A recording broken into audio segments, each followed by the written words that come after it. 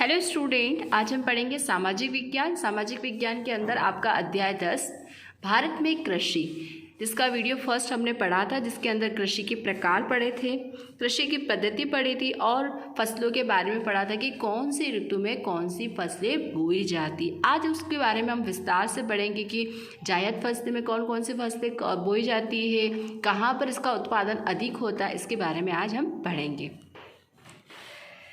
मुख्य कृषि फसलें भौगोलिक परिस्थिति, जलवायु, जमीन विविध, वर्षा के प्रमाण में रही भिन्नता के कारण क्या होती है, भारत में अलग अलग भागों में अलग अलग प्रकार की क्या कहती है फसलों की बुआई की जाती है। तो यहाँ पर ये कहना चाह रहे हैं कि अलग अलग भौगोलिक प्रदेश मतलब वहाँ के धरातल पर, वहाँ की जलवायु, वहाँ की वर्षा के आधार पर हम क्या करते हैं, अलग अलग तरह की फसलें क्या करते हैं, बुआई करते हैं। तो हम देखते हैं कि कहाँ कहाँ पर कौन कौन सी फसलें होती है। जैसे देखो यहाँ भारत की मुख्य कृषि उत्पादन कहाँ, धान्य फसलें, अनाज जो फसलें वो कौन कौन सी होती, धान होता है। धान मतलब बच्चों चावल, गेहूँ, ज्वार, बाजरी, मक्का, जौ, ये सारी फसलें कैसी फसलें, हमारी धान्य फसलें। दूसरा है हमारा दलहन। दलहन मतलब क्या होती है, दालें, जैसे अड़हर, मूंग, चना, मटर, वाल, मोट, उड़द, मसूर, ये सारी हमारी क्या है, दलहन फसलें। फिर है हमारी तिलहन। तिलहन मतलब होता है जिनसे क्या होता है, तेल प्राप्त होता है, उसे हम क्या कहते हैं, तिलहन। मूंगफली है, तिल है, सोयाबीन है, अरंडी है, सरसों, सूरजमुखी, नारियल, अलसी, ये वे फसलें हैं जिनसे क्या प्राप्त होता है, तेल प्राप्त होता है। पेय का मतलब जो पीने योग्य पदार्थ होते हैं, आप जैसे देखते हो चाय, कॉफ़ी, कोको, ये वे पदार्थ हैं जिनसे हम क्या करते हैं, पीने के लिए उपयोग में लेते हैं। नकदी फसलें, ये वे फसलें बच्चों जिनसे हम क्या कर सकते हैं, निर्यात कर सकते हैं। निर्यात मतलब आपको पता है ना, अन्य देशों के साथ क्या कर सकते हैं, लेन देन कर सकते हैं। जैसे कपास है, गन्ना है, पटसन है, तंबाकू है, रबर, ये सारी फसलें हमारी किस में आती है, नकदी फसलें में। औषधि मसाले फसल, यानी कि जिससे क्या औषधि, यानी कि हम जड़ी बूटियों के रूप में उसको क्या कर सकते हैं, उपयोग कर सकते हैं। साथ ही हमारे घरों में इनको किसके रूप में, मसाले के रूप में, जैसे जीरा, सौंफ, इसबगुल, धनिया, मेथी, अजवाइन, काली मिर्च, लहसुन, ये सारी वो फसलें हैं जो क्या करते हैं, मसाले के रूप में, साथ ही साथ किसके रूप में, हम औषधि के रूप में। आप देखते हो ना, कभी कभी अगर हमारी तबीयत खराब हो जाती है तो हमको काली मिर्च अजवाइन और ये दिया जाता है या नहीं दिया जाता। फल, अब कौन कौन से फल के रूप में हम फसल करते, जैसे आम, केला, चीकू, पपीता, अंगूर, बेर, सेब, अमरूद। साग सब्जी के रूप में भी हम फसलें उगाते हैं, जैसे आलू, बैंगन, प्याज, टमाटर, लौकी, तुरिया, भिंडी, पत्ता गोभी, फूल गोभी और विभिन्न प्रकार की क्या करते हैं, हम फसलें उत्पादित करते हैं। तो ये सारी जो फसलें, धान फसलें, दलहन, तिलहन, पेय, नकदी फसलें, ये सारा कहाँ, भारत के अंदर इनका उत्पादन काफ़ी अधिक पाया जाता है। हमारे भारत देश के अंदर क्या होता है, बहुत ज़्यादा मात्रा में क्या होता है, इन फसलों का क्या होता है, उत्पादन होता है। तो आज हम सबसे पहले पढ़ेंगे धान्य फसलें। धान्य फसलें के बारे में पढ़ेंगे। धान्य फसलें मतलब वो फसलें जिसे अनाज के रूप में कहते हैं। तो वो कौन कौन सी फसलें हैं, कहाँ इसका उत्पादन होता है, कौन सी ऋतु में इसे बोया जाता है, ये इनके बारे में हम पढ़ेंगे। सबसे पहले है धान्य फसलें। भारत में कुल बुवाई क्षेत्र में लगभग 75% जो फसलें, वो कौन सी फसलें बच्चों, धान्य फसलें, यानी कि 75% भारत के अंदर क्या की जाती है, इसकी बुआई की जाती है। तथा उत्पादन लगभग कितना होता है, 50% तक क्या होता है, इसका उत्पादन होता है, यानी कि हमें कितनी 50% जितनी क्या होती है, हमें प्राप्त होती है। अब सबसे पहले हम पढ़ेंगे धान। धान मतलब क्या होता है, चावल, जिसे इंग्लिश में बोलते हैं हम राइस। धान हमारी सबसे महत्वपूर्ण धान्य फसल है। विश्व की अधिकांश जनसंख्या एवं भारत की आधी जनसंख्या भोजन में चावल का उपयोग करती है। आप सभी को पता है कि हम भारत के लोग ज़्यादातर भोजन के रूप में किसका उपयोग करते हैं, चावल का उपयोग करते। धान उष्ण कटिबंध फसल, ये कैसी फसल है बच्चों, उष्ण कटिबंध फसल पाई जाती है। उष्ण मतलब इसे क्या कहते हैं, गर्मी भी चाहिए और क्या चाहिए, वाटर भी चाहिए, यानी कि पानी और दोनों की जरूरत पड़ती है, इसलिए इसे उष्ण कटिबंध फसल कहते हैं। अधिक उत्पादन, गर्म व नमी युक्त जलवायु होना चाहिए। कैसा होना चाहिए, गर्म भी होना चाहिए और नमी युक्त, यानी कि ऐसा आप देखते हो जब चावल की फसल उगती है तो एकदम नमी वाला भाग होता है, वहाँ पर क्या होती है, चावल की फसल। न्यूनतम जो टेम्परेचर होता है वो कितना होना चाहिए, 20 डिग्री, और नदियों के कांप के उपजाऊ जमीन पर, कौन सी उपजाऊ जमीन पर बच्चों, कांप के उपजाऊ जमीन पर 100 सेंटीमीटर अधिक वर्षा आवश्यकता होता है, यानी कि 100 सेंटीमीटर अगर वर्षा होगी वहाँ पर हम क्या कर सकते हैं, चावल का उत्पादन कर सकते हैं। कम वर्षा वाले क्षेत्र जैसे पंजाब है, हरियाणा है, उत्तर प्रदेश में सिंचाई में ये फसलें की जाती। अगर जहाँ पर वर्षा कम है परंतु हम क्या कर सकते हैं, सिंचाई के माध्यम, सिंचाई मतलब क्या होता है, अगर वहाँ हम कुएं के माध्यम से ऐसे अगर सिंचाई कर सकते हैं यानी कि फसलों को पानी दे सकते हैं, तो वहाँ पर भी हम क्या कर सकते हैं, धान की फसल का उत्पादन कर सकते हैं। धान की कृषि में मानव श्रम की अधिक आवश्यकता होती है। यहाँ पर किसकी, मानव श्रम, यानी कि व्यक्ति को बहुत ज़्यादा क्या करनी पड़ती है, मेहनत करनी पड़ती है। किसमें, धान फसल में। पश्चिम बंगाल, तमिलनाडु, आंध्र प्रदेश, बिहार इसका प्रमुख उत्पादक राज्य है। आपको इम्पोर्टेंट है, अंडरलाइन कीजिए आपकी किताब में कि पश्चिम बंगाल, तमिलनाडु, आंध्र प्रदेश, बिहार ये वे राज्य हैं जहाँ पर क्या होती है, धान फसल की उत्पादन अधिक होती है। पश्चिम बंगाल, उत्तर प्रदेश, आंध्र प्रदेश, बिहार, उड़ीसा, तमिलनाडु में वर्ष में 2 या 3 बार ये फसल ली जाती है। देखो अब क्या बोलता है, जहाँ पर हम सिंचाई के माध्यम से, देखो वर्षा तो एक ही बार होती है एक वर्ष में, परंतु क्या होता है, अगर सिंचाई के हमारे पास माध्यम है तो हम वर्ष में क्या कर सकते हैं, 2 या 3 बार क्या कर सकते हैं, इस फसलों को क्या कर सकते हैं, उगा सकते हैं। गुजरात में सूरत, तापी, पंचमहल, अहमदाबाद, खाड़ा, आनंद आदि जिलों के अंदर भी किसकी फसल की जाती है, धान की बुआई की जाती है। धान यह पानी की अधिक आवश्यकता वाली फसल होने के बावजूद खेत में लगातार पानी भर रखने के बदले फुहारा पद्धति से भी क्या कर सकते हैं, सिंचाई करके कम पानी में भी इस फसल को लिया जाता है। अब देखो बच्चों क्या होता है, इस फसल के बारे में आप लोगों को जानकारी होगी। पहले क्या होता है, खेत के अंदर अच्छे से पानी भर जाता है। पानी भरने के बाद मतलब काफ़ी उसके अंदर 100 सेल्सियस तक पानी वाटर भर जाने के बाद क्या होता है कि उसके अंदर क्या किया जाता है, चावल जो होता है यानी कि जो धान होता है उसका छिड़काव किया जाता है।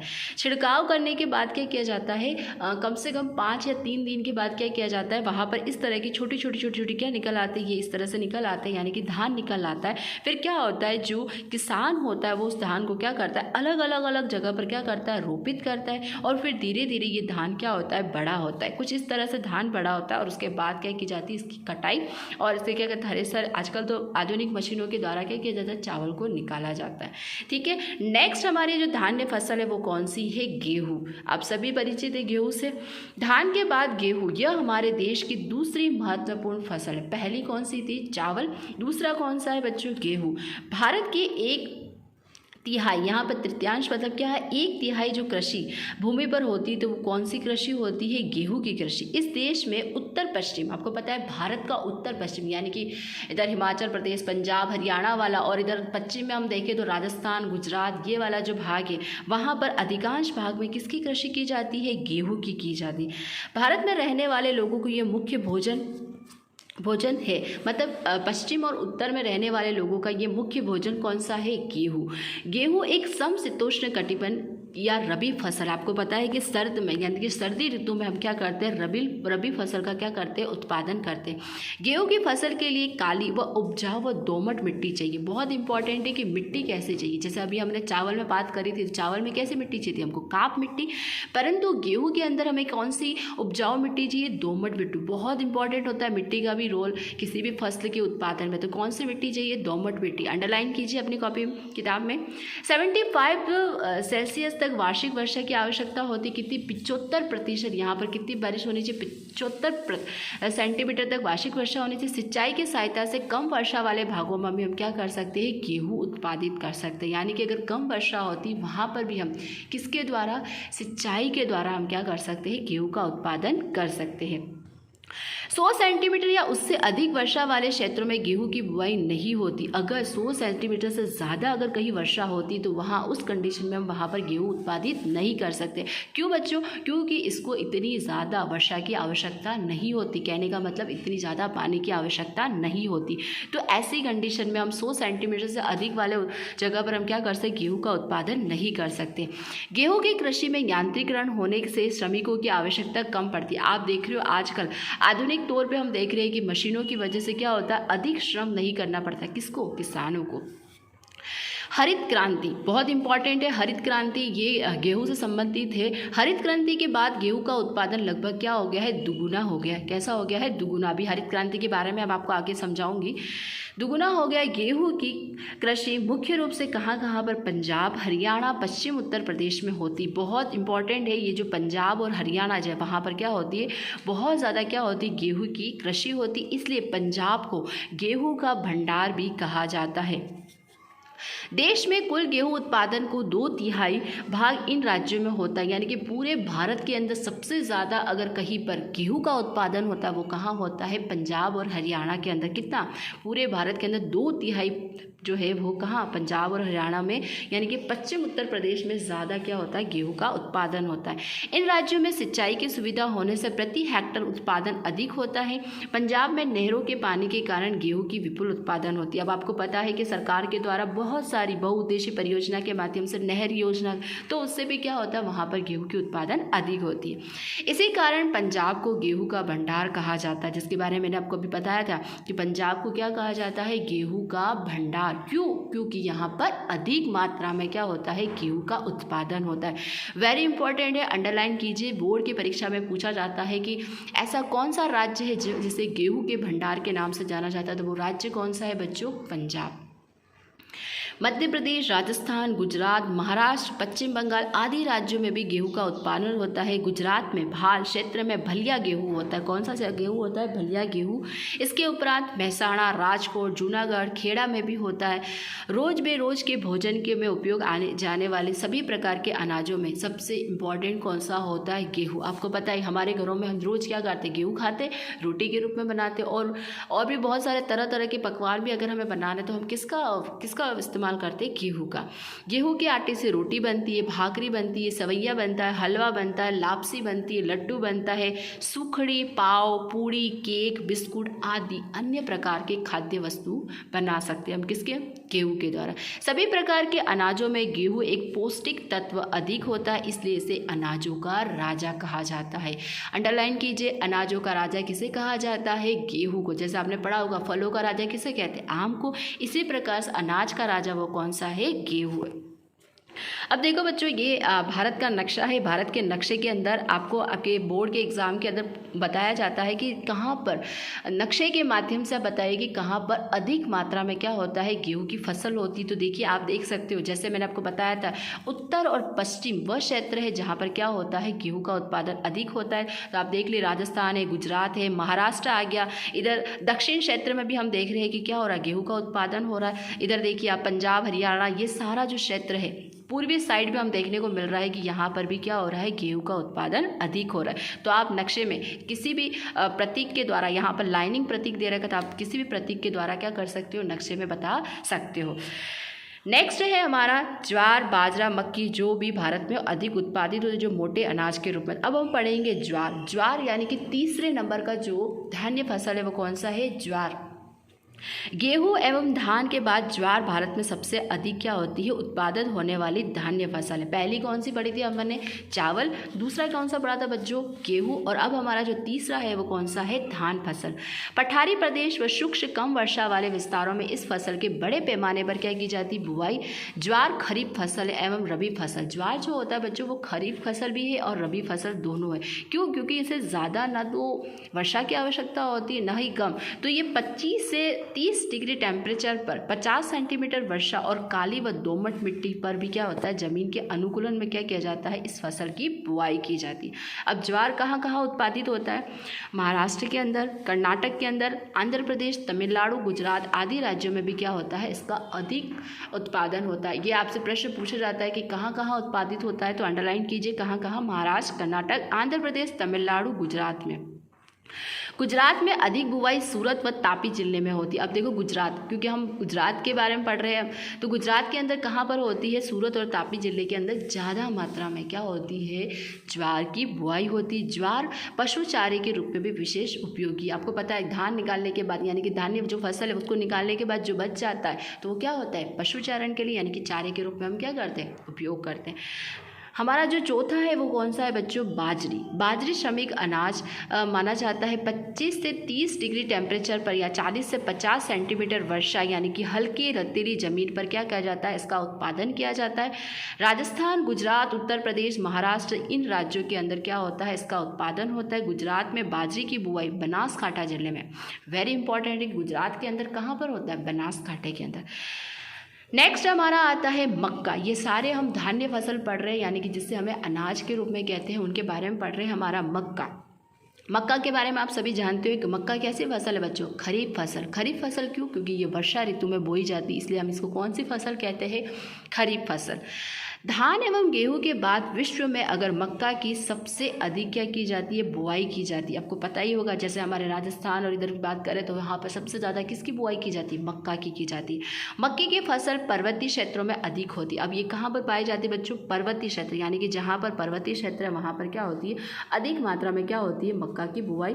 वहाँ के ये लोगों का मुख्य भोजन होता है मक्का, मुख्य रूप से। अब मक्के के अंदर क्या क्या होता है, स्टार्च होता है, तेल होता है, प्रोटीन्स होता है, बायोफ्यूल जैसे घटक होने के कारण इसे औद्योगिक उत्पादन के रूप में भी उपयोग किया जाता है।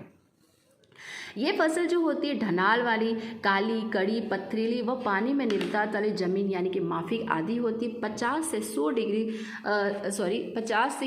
100 सेंटीमीटर वर्षा यानी कि 21 से 27 सेंटीमीटर तापमान पर भी इसे अनुकूल होता है। पशु आहार, लावा, मक्के के तेल, इसका उपयोग बढ़ जाता है। राजस्थान, उत्तर प्रदेश, बिहार, मध्य प्रदेश, पंजाब, जम्मू कश्मीर, हिमाचल प्रदेश, कर्नाटक, ये वे राज्य हैं जहाँ पर क्या होता है, मक्का का उत्पादन अधिक होता है। गुजरात की बात करें तो गुजरात में कौन कौन से ऐसे जिले, जैसे पंचमहल है, दाहोद है, साबरकांठा है, अरवली है, यहाँ पर क्या होता है, मक्का का उत्पादन अधिक होता है। तो ये तो हमने पढ़ी धान्य फसलें। अब अपन पढ़ेंगे नेक्स्ट दलहन फसलें, कि कौन कौन सी दलहन फसलें हैं और भारत में कहाँ कहाँ पर इन दलहन फसलों का होता है। शाकाहारी लोगों के लिए दलहन प्रोटीन का मुख्य स्रोत है। आपको पता ही होगा, आपने पूर्व कक्षा में पढ़ा होगा कि जो दालें होती बच्चों, उनसे हमें क्या प्राप्त होता है, प्रोटीन। क्या प्राप्त होता है, प्रोटीन। जैसे है अरहर है, मूंग है, चना है, मटर है, उड़द है, वाल है, मोठ है, ये कौन सी फसलें है, दलहन। दलहन मतलब दालें हैं। अड़हद, उड़, मूंग, मोठ ये खरीफ फसल है, यानी कि अरहद को, उड़द को, मूंग और मोठ ये फसलें कैसी है, खरीफ। खरीफ क्यों कहा बच्चों, क्योंकि ये वर्षा ऋतु में बोई जाती है। ये बार बार आएगा, खरीफ फसलें। आपको याद रखना है कि जो वर्षा ऋतु में बोई जाती है वो कौन सी होती है, हमारी खरीफ फसलें। चना, मटर, मसूर। अब चना, मटर, मसूर कब बोई जाती है बच्चों, सर्दी में, इसलिए इसे कौन सी फसल कहा जाता है, रबी फसल। बहुत इंपॉर्टेंट है, बोर्ड के एग्जाम में पूछा जाता है कि रबी फसल कौन कौन सी है, निम्न में से बताइए। खरीफ फसल कौन सी है, निम्न में से बताइए। तो आपको याद होना चाहिए कि चना, मटर और मसूर कैसी फसलें हैं, रबी फसल है। अधिक वर्षा वाले क्षेत्रों के अलावा लगभग सभी राज्यों के अंदर कौन सी दलहन की बुआई की जाती है, यानी कि भारत के प्रत्येक राज्य के अंदर हम कौन सी दलहन फसल की बुआई की जाती। जहाँ अधिक वर्षा होती वहाँ पर नहीं, क्योंकि बहुत ज़्यादा इसे वर्षा की आवश्यकता नहीं होती है। मध्य प्रदेश, राजस्थान, उत्तर प्रदेश, महाराष्ट्र, उड़ीसा, बिहार, आंध्र प्रदेश आदि इसके मुख्य उत्पादक राज्य है। गुजरात में अड़हद वडोदरा जिले के अंदर, और मूंग जो है मोठ कच्छ के अंदर, यानी कि कच्छ के अंदर क्या होता है, इसका उत्पादन होता है। उड़द का पाटन जिले के अंदर सर्वाधिक बुआई की जाती है। दलहन की फसलों द्वारा नाइट्रोजन में पुनः स्थापित होता है। वेरी इंपॉर्टेंट है कि ये जो दलहन फसलें होती है बच्चों, इनके जो जड़ें होती है उसके अंदर क्या होता है, नाइट्रोजन का स्थिरीकरण होता है। तो ये मिट्टी को उपजाऊ बनाने के लिए बहुत इंपॉर्टेंट होती है। कौन सी फसलें, दलहन फसलें। इसमें धान्य फसलों के साथ साथ ये जमीन को क्या करते हैं, उपजाऊ बनाते हैं। ये दलहन फसलें जो होती है वो जमीन को क्या करती है, यानी कि मिट्टी को क्या करती है, उपजाऊ बनाती। क्यों? क्योंकि जो दलहन फसलें होती हैं उनकी जड़ों में नाइट्रोजन पाया जाता है, जो कि नाइट्रोजन का क्या करता है, स्थिरीकरण। इस वजह से ये क्या होते हैं, उपजाऊपना को बढ़ाती है। नेक्स्ट है हमारी कौन सी फसलें, तिलहन फसलें, यानी कि वे फसलें जिनसे क्या प्राप्त होता है, हमें तेल प्राप्त होता है। उन फसलों को हम क्या कहते हैं, तिलहन फसलें। मूंगफली, तिल, सोयाबीन, अरंडी, सरसों, सूरजमुखी, अलसी आदि ये जो है, ये कैसी फसलें, हमारी तिलहन फसलें। भारतीय भोजन में तेल बहुत ही महत्वपूर्ण स्थान। आपको सभी को पता है कि अगर हमारे घरों में हमें कुछ भोजन बनाना है तो हमें किसकी आवश्यकता पड़ेगी, तेल की आवश्यकता पड़ेगी। तिलहन में से खाद्य तेल के उपरांत दानों में से तेल निकाला जाता है। निकाल देने के बाद बचने वाली खली फसलों को पशुओं के भोज्य आहार या संतरित खाद्य के रूप में उपयोग किया जाता है। यानी कि ये कहा गया बच्चों, यहाँ पर जो तिलहन फसलें होती है जैसे मूंगफली है, इनका क्या किया जाता है, इनको, इनके जो बीज होते हैं इनसे हम तेल निकाल देते हैं। तेल निकालने के बाद जो भूसी बची जाती है, जो मतलब जो शेष भाग रहता है, या तो हम पशु को उसको आहार के रूप में उपयोग करते हैं, या फिर क्या किया जाता है, इसका खाद्य के रूप में क्या किया जाता है, उपयोग किया जाता है। तो आप देखिए तिलहन हमारे लिए कितना इंपॉर्टेंट है, तेल के रूप में है, पशुओं को चारे के रूप में, और साथ ही साथ किसके रूप में, खाद्य के रूप, यानी कि खाद्य पदार्थ के रूप में। सबसे इंपॉर्टेंट हमारा जो है तिलहन जो है कौन सा है, मूंगफली। जैसे इंग्लिश में बोलते हैं ग्राउंड नट। मूंगफली तिलहन फसलों के उत्पाद में महत्वपूर्ण है। मूंगफली की फसल को काली, कसदार, दोमट मिट्टी या लावा की रेती मिश्रित पानी भरे न रहे ऐसी जमीन पर क्या की जाती है, इसकी बुआई की जाती है। 20 से 25 से तापमान 50 से 70 सेंटीमीटर वर्षा के अनुकूलन होता है। देखिए बच्चों, यहाँ पर क्या बता रखा है कि ये जो मूंगफली होती है, ये मूंगफली क्या होती है, काली व कसदार व दोमट मिट्टी। बहुत इंपॉर्टेंट, आपसे मिट्टी के बारे में पूछा जाएगा कि कौन सी फसल कौन सी मिट्टी में उग जाती है। तो देखिए यहाँ पर कौन सी मिट्टी है, काली मिट्टी, दोमट मिट्टी, लावा, रेती मिश्रित, यानी कि मिश्रित मिट्टी के अंदर क्या करते हैं, हम मूंगफली का उत्पादन करते हैं। इसका जो टेम्परेचर चाहिए, यानी कि कितने टेम्परेचर पर यह होता है, तो 20 से 25 डिग्री टेम्परेचर पर, और वर्षा कितनी चाहिए, 50 से 70% क्या होनी चाहिए, वर्षा होनी चाहिए। मूंगफली एक खरीफ फसल है। फिर से बोल रही हूँ, खरीफ फसल यानी वर्षा में उगाए जाने में। मूंगफली खरीफ सिंचाई की सुविधा वाले क्षेत्रों में गर्मी की फसल के रूप में भी बोई जाती है। अधिकांश ऐसे भी जगह है जहाँ पर गर्मियों की ऋतु में क्या की जाती है, मूंगफली को उगाया जाता है। कैसे, सिंचाई के माध्यम से। अगर हमारे पास पानी की व्यवस्था है, हम सिंचाई के द्वारा क्या कर सकते, उसका उत्पादन कर सकते हैं। गुजरात, आंध्र प्रदेश, तमिलनाडु, महाराष्ट्र इसके उत्पादन राज्य है। मूंगफली के उत्पादन में भारत का चीन के बाद दूसरा स्थान। वेरी इंपॉर्टेंट, भारत देश चीन के बाद सेकंड नंबर पर है। किसके उत्पादन में, मूंगफली के उत्पादन में। मूंगफली के उत्पादन में भारत चीन के बाद दूसरे स्थान पर है। मूंगफली उत्पादन में गुजरात राज्य प्रथम स्थान पर। अंडरलाइन कीजिए, वेरी इंपॉर्टेंट है कि हमारा गुजरात राज्य किस फर्स्ट नंबर पर है, कौन सा उत्पादन में, मूंगफली के उत्पादन में। जूनागढ़, गिर सोमनाथ, अमरेली, राजकोट, भावनगर ये जिले में मूंगफली का उत्पादन होता है। गुजरात में खाद्य तेल के रूप में सींग तेल व विशेष रूप से उपयोग में लिया जाता है। अब आपको पता है कि मूंगफली को हम किस सींग तेल के रूप में जानते हैं। नेक्स्ट है हमारा कौन सा, तिल। तिल आप जानते ही हो सभी बच्चों। सर्दियों में भारत में तिल के तेल का उपयोग किया जाता है। हम देखते हैं, हम घरों में खाने के रूप में भी हम तिल का उपयोग करते, तिल के तेल का उपयोग करते। उत्तर भारत में वर्षा पर आधारित खरीफ फसल, दक्षिणी भारत में रबी फसल में बोई जाती है। ये फसल कब की जाती है, रबी फसल के अंदर बोई जाती है। लगभग सभी राज्यों में उसका उत्पादन होता है। सभी तिलहनों में तेल सबसे अधिक तेल वाला होता है। तिल जो होता है वो सबसे अधिक क्या होता है, तेल वाला होता है। दुनिया के लगभग सभी भागों में खाद्य तेल के रूप में इसका उपयोग किया जाता है। यानी कि सभी दुनिया में सभी जगह पर किसका, कौन से तेल का उपयोग किया, तिल के तेल का। गुजरात, तमिलनाडु, पश्चिम बंगाल, कर्नाटक, मध्य प्रदेश इसके मुख्य उत्पादक राज्य। गुजरात समग्र देश में तिल का उत्पादन बुआई में प्रथम स्थान पर है। गुजरात में सर्वाधिक बुआई, यानी कि गुजरात के अंदर कहाँ की जाती है, बनासकांठा में। और भारत विश्व में तिल के लिए भी अधिक निर्यात करने वाला देश है। निर्यात करना मतलब भारत देश से अन्य देश क्या करते हैं, लेन देन करते। किसका बच्चों, निर्यात करते, किसका, तिल के तेल का। ठीक है, नेक्स्ट है हमारा सरसों। सरसों भी एक रबी फसल है। रबी फसल ये उत्तर भारत की महत्वपूर्ण तिलहन फसल। सरसों के दानों तथा तेल को औषधि के गुण के रूप में, खाद्य तेल के रूप में उपयोग किया जाता है। और सरसों कहाँ सबसे ज़्यादा उत्पादित होता है, राजस्थान के अंदर, उत्तर प्रदेश के अंदर, हरियाणा, पश्चिम बंगाल और मध्य प्रदेश। और भी शेष है जिसके बारे में हम अगले वीडियो में हम पढ़ेंगे। Thank you.